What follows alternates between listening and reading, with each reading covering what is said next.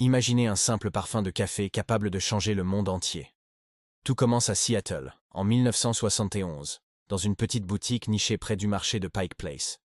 Trois amis passionnés de café décident de créer un lieu dédié à l'art de la torréfaction. Ils s'appellent Jerry Baldwin, Zev Siegel et Gordon Bowker, trois rêveurs unis par la même passion. Leur boutique ne vend pas encore de boissons, seulement des grains soigneusement sélectionnés et torréfiés sur place. Les passants sont attirés par l'odeur chaude et réconfortante du café fraîchement moulu. Le nom Starbucks résonne comme une invitation. Simple, puissant et plein d'esprit d'aventure.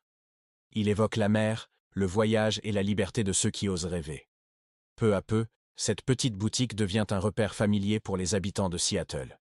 Les clients y trouvent plus qu'un café. Ils y trouvent chaleur, proximité et authenticité. Mais à ce moment-là, personne n'imagine encore que Starbucks deviendra une légende mondiale. Un jour, un jeune homme du nom d'Howard Schultz franchit la porte de la boutique. Il travaille pour une entreprise d'équipement de café et tombe immédiatement sous le charme du lieu. Il y perçoit une âme, une promesse bien plus grande que de simples grains de café.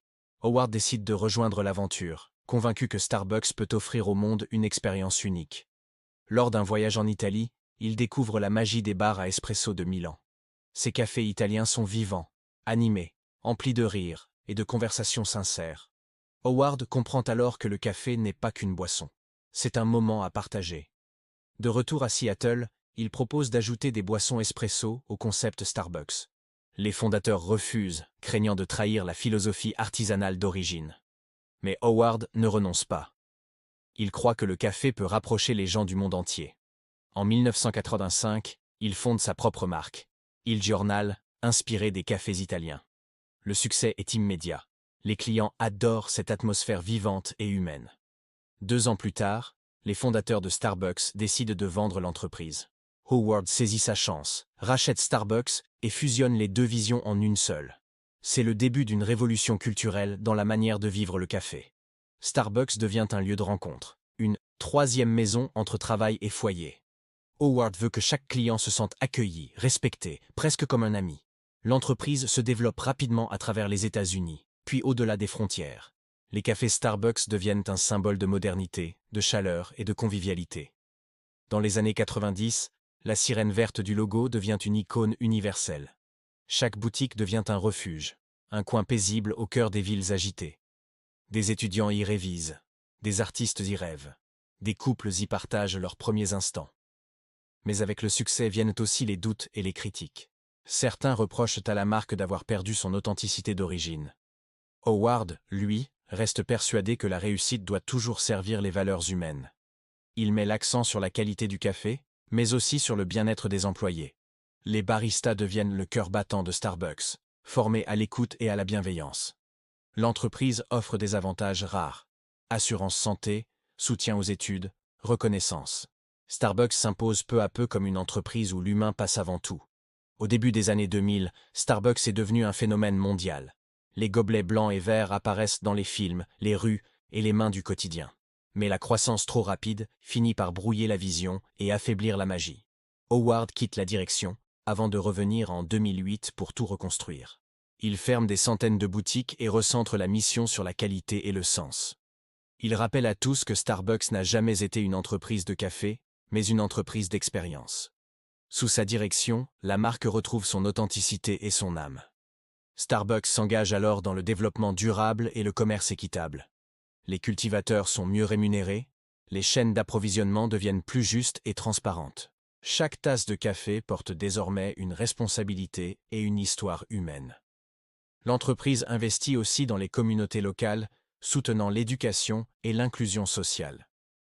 Peu à peu, Starbucks redevient ce qu'elle a toujours voulu être, un symbole d'humanité.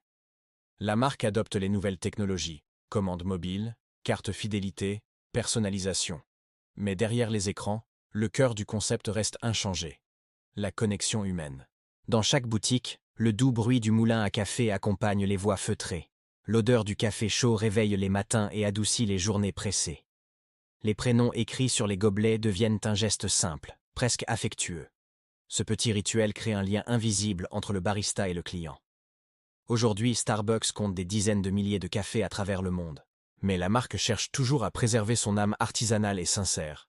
Elle ouvre des lieux d'exception, Starbucks Reserve, dédiés à l'art du café haut de gamme. Ces espaces rappellent l'origine de tout, les arômes, les gestes, la passion du grain.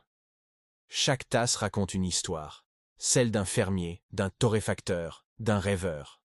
Starbucks relie les cultures, les générations et les destins autour d'un même goût partagé. Et derrière ce succès immense se cache un rêve simple et vrai.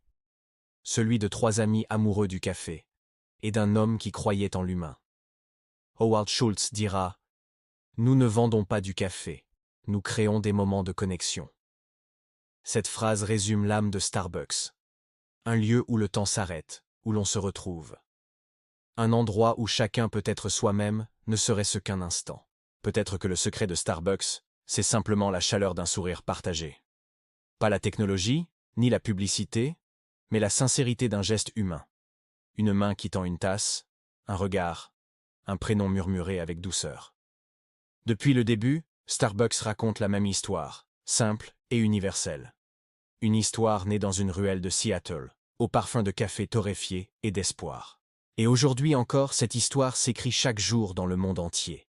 Dans chaque tasse servie, il reste une part du rêve des débuts.